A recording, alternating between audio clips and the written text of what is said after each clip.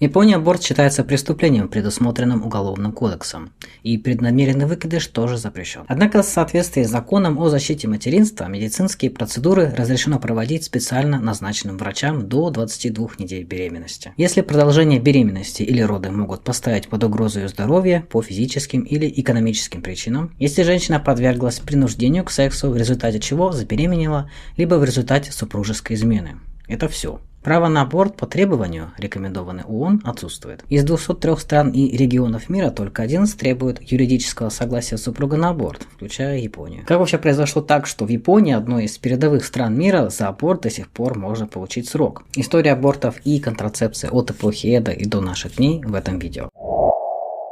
Начнем с эпохи Эдо. Какие методы контрацепции и абортов использовались в эпоху Эдо? Уровень рождаемости в период Эдо был выше, чем сегодня, и женщин, рожавших много детей, было больше. Однако у многих из них также случались нежелательные беременности. У большинства, скажем так, если не у всех. В то время медицинская помощь была недостаточно развита, и эффективных методов контрацепции не существовало. Сегодня самым популярным средством предохранения является презерватив, а в эпоху Эдо существовало похожее приспособление под названием кукибукуро.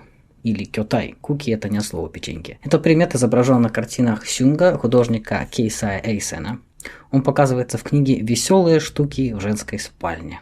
Примерно так переводится. Надевался он как презерватив, как видно из рисунка. Его изготавливали не из резины, не из латекса, а из кожи животных. Закреплялся этот удивительный агрегат веревкой у основания. Чего, догадайтесь сами. Он был дорогой, поэтому не получил широкого распространения среди простых людей.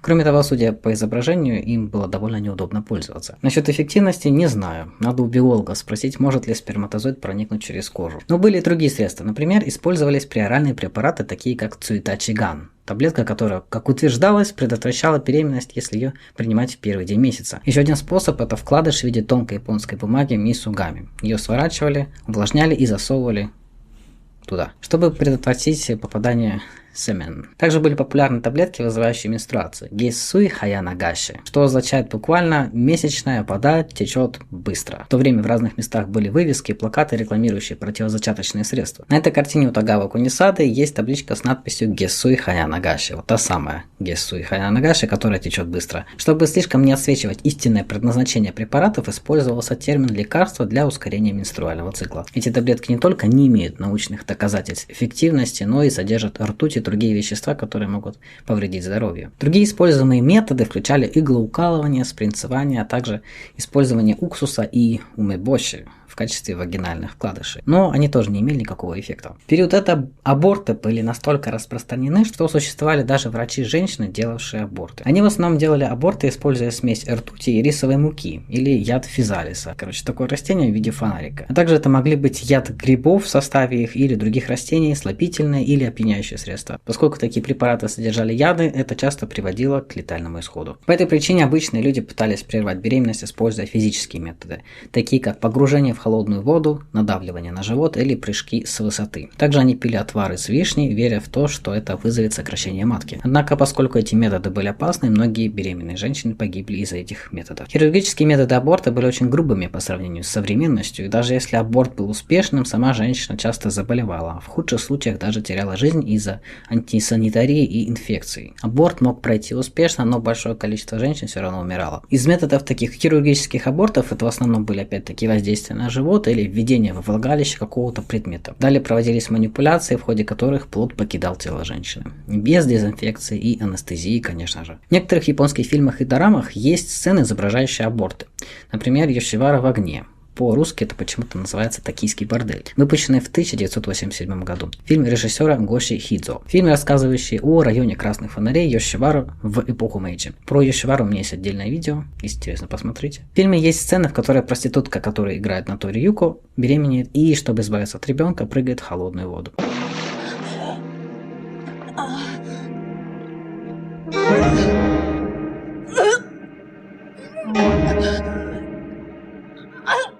Далее в этой сцене по воде растекается большое красное пятно, напоминающее кровь. Дорама Ночки Ошин рассказывает историю Ошин, девочки, родившейся в бедной фермерской семье в Ямагате в эпоху Мэйджи. В фильме есть сцена, в которой мать Ошин погружается в холодную реку, чтобы сделать аборт.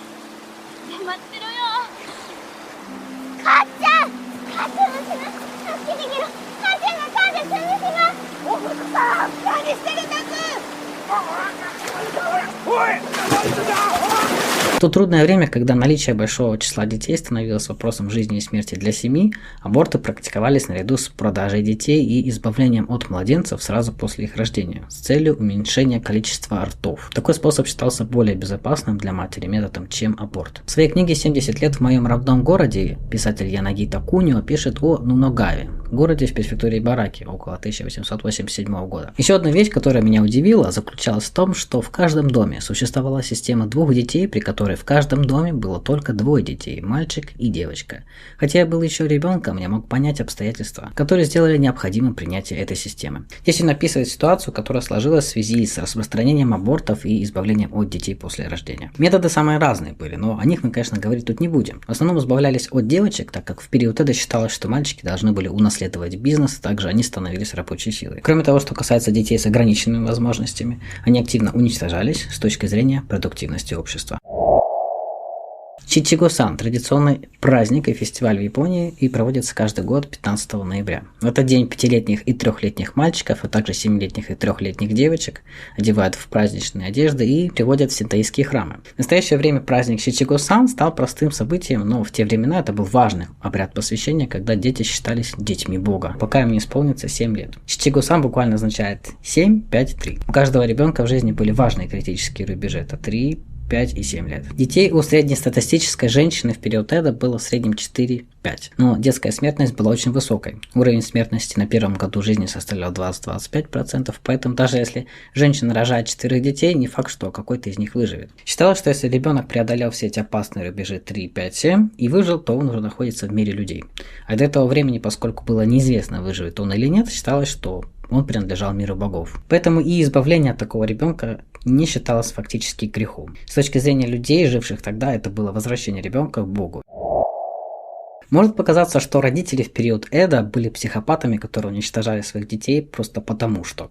Но это не так. Это повлиял исторический контекст и взгляды взрослых на жизнь того времени. Одной из них является необходимость контроля численности населения. В эпоху Эда люди ощущали необходимость перераспределения населения, поскольку частые случаи голода, нехватка земли и политика национальной изоляции не позволяли отправлять излишки населения на новые земли. В частности, во время голода в Тэммэй, это с 1782 года по 1788, население архипелага сократилось более чем на 1 миллион человек. Нехватка продовольствия была настолько острой, что аборты и избавление от детей стали обычным делом и активно применялись в качестве суровых методов выживания. И тут довольно сложно их осуждать. Во-вторых, уровень смертности как среди матерей, так и среди детей был высоким. В период Эда от 10 до 15% родов были неудачными, в ходе которых ребенок умирал во время родов. Кроме того, наиболее распространенной причиной смерти женщин были тяжелые роды. Все говорит о том, что роды были опасным для жизни опытом как для матери, так и для ребенка. Поэтому иногда женщинам приходилось делать выбор между своим неродившимся ребенком и своей жизнью, а также между жизнями уже родившихся детей и неродившихся ребенка. Конечно, им это давалось нелегко. В период Эда средний возраст женщин, впервые выходящих замуж, составлял около 20 лет. Женщины начинали рожать в возрасте около 20 лет и продолжали рожать еще около 12 лет. В районе Йошивара проститутки тоже иногда беременели, хотя многие уже не могли ввиду своей работы. Но они тоже часто делали аборты и иногда рожали, когда времена в Йошиваре были благоприятные. Рожденные дети почти всегда усыновлялись. Мальчики становились гейшами, а девочки проститутками. Мертворожденных и абортированных младенцев хоронили в храме Джоканджи, в том же самом храме, где хоронили мертвых проституток. Согласно регистру смертей храма Джоканджи, за 125 лет в конце периода Эда там было похоронено более 2000 детей проституток, большинство из которых абортированы. В сегодняшнем мире, где рождаемость снижается, коэффициент фертильности женщин в Японии составляет 1,42, что означает, что матери, как правило, имеют только 1 или 2 детей. Получается 1,5. Но даже сейчас иметь 2 детей представляется финансово трудной задачей для очень многих людей. По этим причинам в эпоху Эда люди относились к жизни детей иначе, чем и сегодня. Писатель Кунио Янагита жил около 2 лет с 1887 года в доме своего старшего брата недалеко от реки Тоне в префектуре Ибараки. Однажды Янагита зашел в зал Джидзо и обнаружил там странную табличку. На этой табличке было изображено, как мать избавляется от своего новорожденного ребенка. Мидзуко Джидзо – это статуи, которые были построены в память о душах погибших детей. Считалось, что младенцы, умершие до истечения 7 дней после рождения или в утробе матери, из-за обиды могли превратиться в духов и доставлять неприятности. И Мидзуко Джидзо был создан как Будда, который может успокоить душу этого ребенка. Позже Янагита написал следующее в книге «70 лет в родном городе». Самое сильное впечатление на меня произвел зал Джидзо на берегу реки и цветная табличка, висящая перед залом. Изображение было трагичным. На нем была изображена роженица с повязкой на голове с новорожденным ребенком в руках. Еще ребенком я понял значение статуи Джидзо, стоящей рядом и плачущей, и до сих пор помню, как холодно было на моем сердце. Эта табличка в настоящее время висит в коридоре главного зала храма Токуманджи. В Японии аборты и избавление детей присутствовали очень давно. В мифе о сотворении мира, записанном в Коджики, первым богом, родившимся у Идзанаги и Идзанами, был Хируко. Это был ребенок-инвалид, который к 3 годам не смог стоять на ногах, поэтому его поместили в лодку и пустили по течению. Население Японии резко возросло в ранний период Эдо, достигнув 26 миллионов человек, а затем оставалось на уровне около 30 миллионов в течение примерно 120 лет. Таким образом, с помощью абортов население само себя регулировало на протяжении 120 лет. Иностранцы, приезжавшие в Японию, такие как Эдвард Сильвестр Морзе, американский археолог, отмечали, что японцы очень любят своих детей и очень много для них делают. Он, в частности, отмечал, что никаких уничтожений детей нет. Однако за кулисами уничтожалось огромное количество детей. По оценкам рассказов о жестокости в Японии, ежегодно в 100 тысячах фермерских хозяйств в провинции Казуса уничтожали от 30 тысяч до 40 тысяч детей. Рассказы о жестокости в Японии – это сборник записей, описывающих жизнь простых японцев с начала нового времени до наших дней. В середине 50-х годов издательство Хэй Бонша опубликовало 7 томов.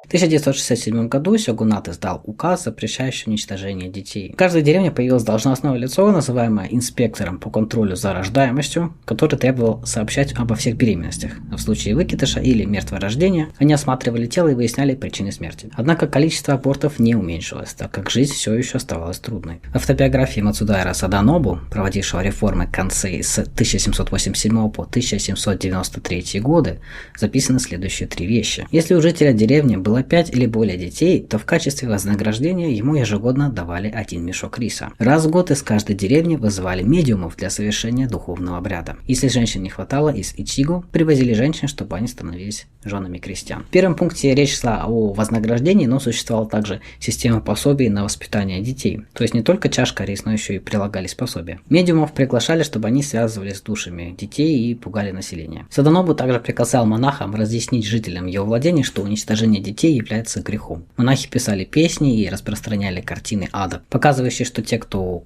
уничтожая своих детей, попадут в ад. Это было 400 лет назад, но методы повышения рождаемости в некоторых странах до сих пор остаются прежними. Ичиго – это историческая область на севере Японии со стороны Японского моря. Это был местом ссылки монаха Синрана, в связи с чем там впоследствии образовалась секта буддизма Джодо Синчу, поэтому абортов по религиозным причинам там было очень мало. Однако в то время Ичиго было бедным районом, поэтому женщин, которые страдали от нищеты там, перемещали на территорию нынешней префектуры Фукусима, чтобы они там жили, выходили замуж и не делали аборты. В Японии преступление, связанное с абортом, впервые было четко сформулировано в 1888 году в Старом уголовном кодексе, который был создан на основе французского уголовного кодекса. Закон предусматривал наказание женщин, сделавших аборт, и третьих лиц, которые их делали, включая медицинских работников, но не предусматривал никаких наказаний для мужчин, от которых произошла беременность. Все дело в том, что Япония в эпоху Мэйджи была патриархальным обществом, и законы принимались на основе идеи, что женщины не должны ничего делать без согласия мужчин. Презервативы настоящие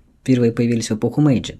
Начиная с периода Тайшо и вплоть до начала периода Сёва, современные средства контрацепции стали использоваться одно за другим. Позже, в связи с политикой «плодитесь и размножайтесь» и войной, в 1940 году был принят закон о евгенике, созданный по образцу закона нацистской Германии о профилактике наследственных заболеваний у потомства. Закон был создан, чтобы улучшить здоровье нации, предотвратить рождение детей с наследственными болезнями. Если вкратце, то это закон, который, в общем-то, очень сильно дискриминировал людей с какими-то отклонениями психическими или физическими. Для этого закона предусматривали принудительную стерилизацию людей, считавшихся недостаточно генетически хорошими с точки зрения с точки зрения вот этих людей. Также он ограничивал доступ к абортам для некоторых людей, полагая, что некоторые женщины должны рожать в связи с их хорошей генетикой. В начале 20 века евгеника была популярной идеей, но позже ее связали с нацистской Германией, что очень сильно испортило ее репутацию. После войны ученые стали считать евгенику опасной теорией, которая легла в основу таких преступлений, как расовая гигиена, эксперименты над людьми и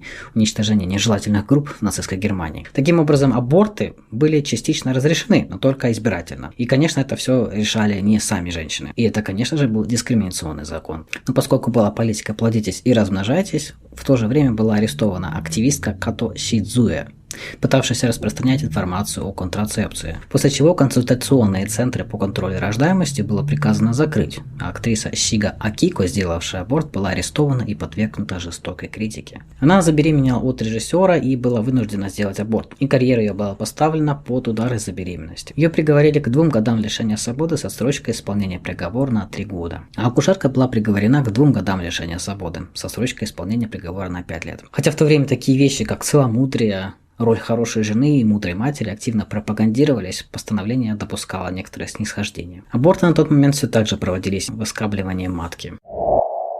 В то время женщины выполняли тяжелую работу в фермерских деревнях и на фабриках, а также должны были заниматься домашним хозяйством. Однако они не имели права голоса и не могли участвовать в жизни общества. После Второй мировой войны равенство между мужчинами и женщинами было четко прописано в Конституции Японии. Женщины получили право голоса, а дискриминация в отношении женщин в Гражданском кодексе была устранена. Уголовный кодекс больше не включал в себя преступления супружеской неверности, однако преступление аборта осталось прежним. После Второй мировой войны число японцев, оставшихся за границей, оценивается в 6,6 миллиона человек. Все они возвращались на родину. Масака Мураичи, скончавшаяся в 2015 году, была медсестрой, работавшей в санатории Фуцукаичи. Санаторий Фуцукаичи – это тайный центр абортов, созданный правительством. Аборты все еще были запрещены, поэтому акушеркам и медсестрам, работавшим там, было запрещено разглашать эту информацию. Около 700 женщин, забеременевших после изнасилования иностранными солдатами, прошли там процедуру аборта. В то же время также царила атмосфера обвинения самих жертв.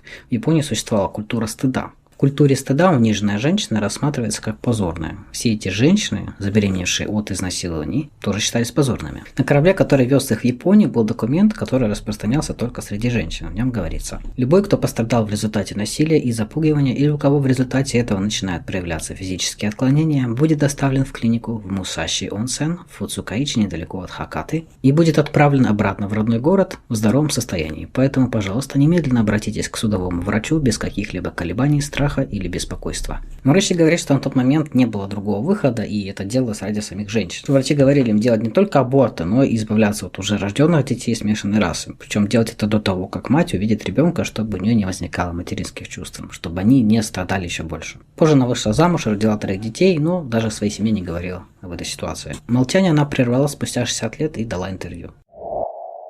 В январе 1948 года, в разгар послевоенного хаоса, в клинике Котобуки-сан-ин в районе Шинджуку было раскрыто дело об уничтожении младенцев. Расследование показало, что главной виновницей была акушерка, которая принимала роды. Она зарабатывала большие деньги, присваивая алименты и продавая льготные продукты. Миюки Ишикава была опытной акушеркой и руководила родильным домом Котобуки-сан-ин. После войны в клинике было много младенцев, большинство из которых были рождены вне брака и родители которых не могли их содержать. Эти младенцы продавались парам, которые не могли иметь своих детей, за разные суммы в зависимости от внешности детей. Но так как количество приемных родителей уменьшалось, Миюки решила пренебрегать некоторыми, в результате чего многие из них умерли.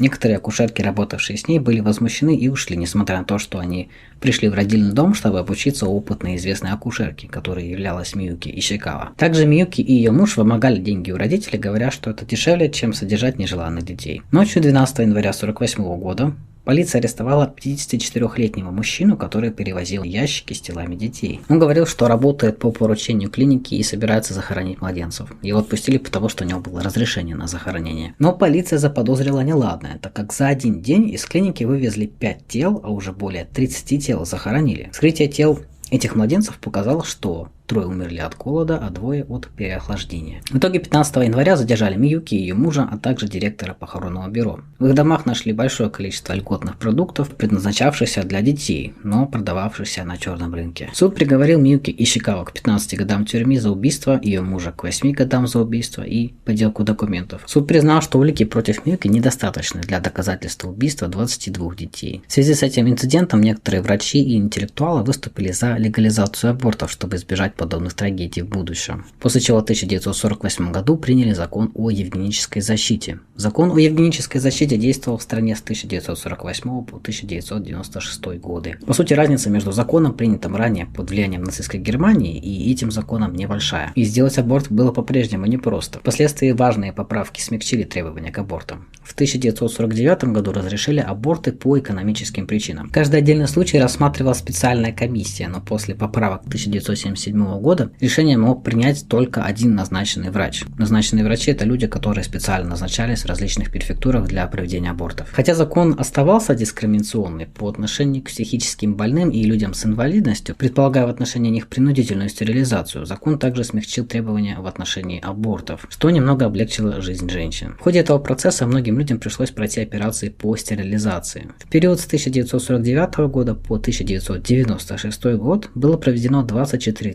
993 евгенические операции. Из них хирургическое вмешательство, проводимое на основании статей 4 и 12, не требовало согласия лица. Таким образом, очень многие из этих 25 тысяч операций совершались без согласия. В последние годы множество жертв такой принудительной стерилизации подали иски в суд с требованием компенсации от государства. Например, Кита Сабуро, это псевдоним, из Токио в детстве был помещен в учреждение из-за проблем с поведением и был вынужден перенести операцию в возрасте 14 лет. Позже он женился, но в течение почти 40 лет он не мог рассказать жене об операции, и незадолго до ее смерти он сказал: «Мне жаль, что я скрыл это от тебя». 83-летний Кико Коджима был в отчаянии из-за того, что никогда не сможет иметь детей, и долгое время не мог рассказать жене об этом. В возрасте 2 лет он заболел полиомиелитом, что оставило его с инвалидностью на правую ногу. Когда ему было 19 лет, полицейские надели на него наручники и госпитализировали, отправив в психиатрическую больницу в Саппоро с диагнозом шизофрения. Через некоторое время после того, как его госпитализировали, старшая медсестра сказала ему: «Вам предстоит операция, из-за которой вы не сможете иметь детей». Он спросил, почему, и они ответили: «Таким людям, как вы, будет трудно иметь детей». 17 января 2025 года вступил в силу новый закон о компенсации жертвам, которые были вынуждены пройти стерилизацию в соответствии со старым законом о евгенической защите. その責任を認め、優生手術等を受けた者等および特定配偶者等に対して補償金を支給すること。Премьер-министр Ишиба встретился с истцами, которые требовали возмещения ущерба от правительства, и принес им свои извинения. Компенсация в размере 15 миллионов йен будет выплачена тем, кто был вынужден пройти стерилизацию, и 5 миллионов йен их супругам. Поправки к закону 1996 года евгенические части были удалены, поскольку они считались дискриминационными по отношению к людям с ограниченными возможностями. А название закона было изменено на «Закон о защите материнства».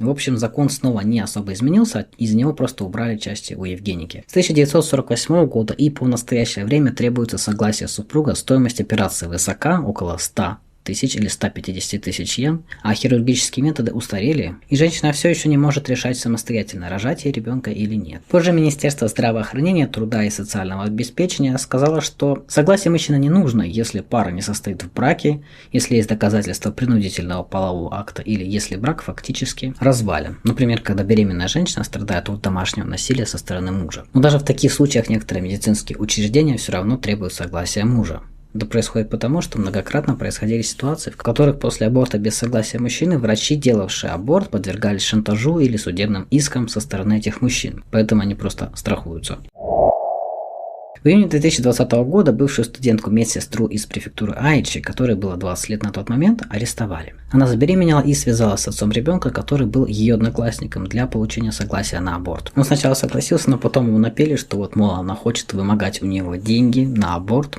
и шантажировать его, и поэтому перестал выходить на связь. Она пыталась сделать аборт без согласия, но ей отказывали. В результате чего она пропустила срок, возможный для аборта, до 22 недель беременности. В итоге она родила в туалете в парке и оставила ребенка в пластиковом пакете в кустах. Позже ее задержали по подозрению в оставлении трупа и причинении смерти через оставление новорожденного без присмотра. В итоге ей дали 3 года тюрьмы с отсрочкой на 5 лет. В принципе, аборты в Японии легальны, но иногда сделать аборт становится невозможным. Такие инциденты происходят. Данный инцидент произошел только потому, что женщина была обязана брать согласие мужчины. По сути, в данной ситуации она как раз была не обязана, потому что они не были женаты. Но клиники опасались шантажа и исков, поэтому отказали ей. То есть юридически она имела право на аборт. Ясуши Фуджи, клинический психолог и доцент кафедры психологии университета Мэйсэй, прокомментировал этот инцидент. Юридически при соблюдении определенных условий женщина может принять решение сделать аборт на основе собственного суждения, но на самом деле это не так. Поэтому вместо того, чтобы рассматривать это как юридический вопрос, нам нужно более глубоко задуматься об уважении права женщин на самоопределение и суждение. На сегодняшний день аборты в Японии также могут проводить только назначенные врачи. Если аборт выполняет лицо, не являющееся квалифицированным врачом, назначенным по закону, это может повлечь в уголовную ответственность. Итак, какой же это закон, в принципе, что написано об абортах? Статья 212. Если беременная женщина производит аборт путем употребления наркотиков или иным способом, она наказывается лишением свободы с принудительным трудом на срок не более 1 года. Статья 213. Лицо, которое по просьбе женщины или с ее согласия производит аборт, наказывается лишением свободы на срок до 2 лет. Статья 214. Если врач, акушерка и фармацевт производит аборт по просьбе женщины или с ее согласия, он и она наказываются лишением свободы на срок не менее 3 месяцев и не более 5 лет. Статья 215. Лицо, производящее аборт без просьбы или согласия женщины, наказывается лишением свободы на срок от 6 месяцев до 7 лет. Что до контрацептивов оральных, то в японском обществе до сих пор ходят байки об негативном воздействии на здоровье, поэтому очень многие боятся их принимать. Поэтому основной контрацептив в Японии – это презерватив. Более того, в Японии до сих пор используется устаревший способ проведения абортов – это выскабливание. Здесь с эпохи Мэйджи поменялись только декорации, а суть осталась прежней. Выскабливание проводят не только при абортах, но и при выкидышах. Второй при популярности способ – это отсасывание, но он появился относительно недавно, и клиник, практикующих его, очень мало. Также на данный момент насчитывается 34 медицинских учреждения, которые применяют препарат мифепристол для орального аборта. Одобренный только в 2023 году, спустя 35 лет после того, как он впервые появился в мире. А использование оральных абортивных таблеток ограничено больницами или клиниками, имеющими стационар. Выход, конечно, есть всегда, и некоторые японки до одобрения препарата делали медикаментозные аборты в других странах.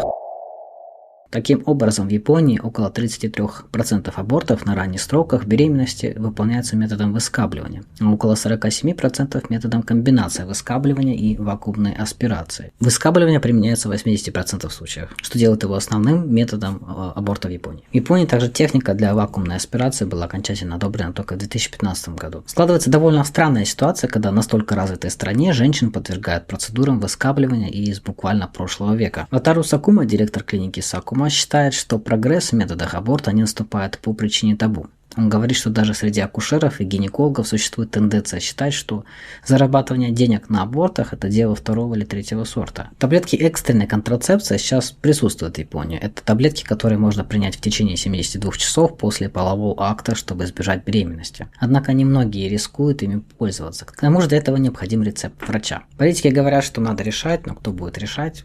Они же все мужчины. Если подытожить, то запрет абортов был введен, когда государству требовались люди для войны. Сейчас, конечно, необходимо разрешать аборты и улучшить техники, чтобы соответствовать мировым стандартам. Но, с другой стороны, японская демография катится в пропасть, и, возможно, политики опасаются, что ситуация станет еще хуже. Но вообще это так не работает. То есть запреты никогда не приносили положительного результата. Это подтверждает и невероятное количество нелегальных абортов, которые были сделаны после войны. Вот такая ситуация по абортам в Японии. Подписывайся на Telegram, чтобы пообщаться с другими подписчиками. Это все, пока. You